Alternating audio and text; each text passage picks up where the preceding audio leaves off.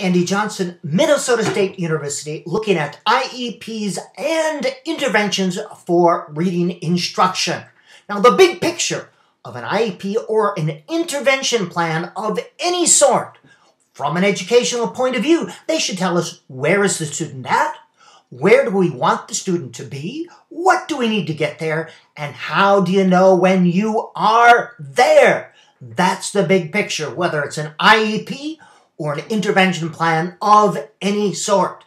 An IEP, which is specific to America, it should tell you what are the specific deficit areas. What specifically should an intervention address? And based on the data, and there should be data, what should the IEP goals and benchmarks be?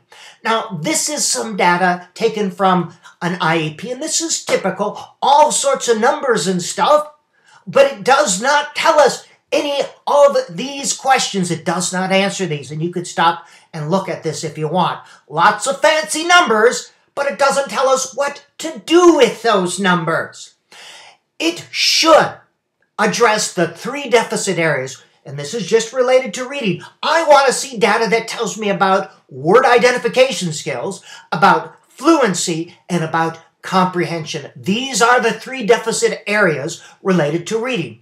On an IEP or an intervention plan of any sort, I want to know the student's reading grade level. This gives me something to compare it to from grade to grade to see if there's any progress being made. In general, we need much more teaching, much less measurement and labeling when we are looking at IEPs and intervention plans.